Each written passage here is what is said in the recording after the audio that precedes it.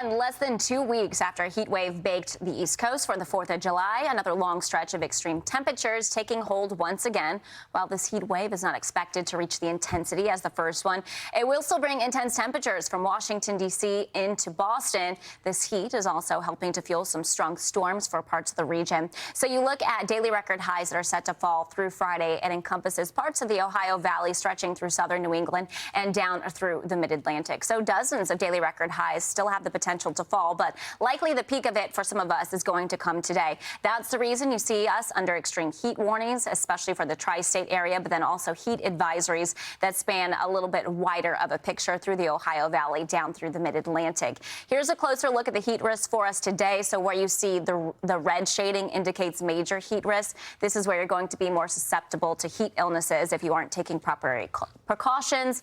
Keep staying inside and staying well hydrated, wearing light and loose clothing. All those things remind you when we're talking about the heat. Here's a closer look at the temperatures in the 70s and 80s. So stepping outside to 84 in Boston, it's 82 in New York. So Boston, surprisingly, one of the more mild spots, and we have a little bit of that humidity that's creeping in, so making it feel just like it's a couple degrees warmer on the body. Potential record highs today. Wilmington, Delaware, headed for that triple-digit mark, would break the record of 99 set back in 1997, and also other temperatures that are going to be in the upper 90s that are going to come eerily close to some daily record highs. But here's another look at it. Mid to upper 80s across parts of New England, stretching to the mid 90s around New York City and the metro area, but triple digits from Atlantic City, Washington, and areas still in the 90s, spreading on over to the west through the Ohio and Tennessee River valleys. But we know this all too well. We have to factor in the humidity with dew points that are ranging in the 60s for a lot of us. So that's going to make it feel like it's near 100 degrees in New York City, and then down through Atlantic City, Washington, D.C.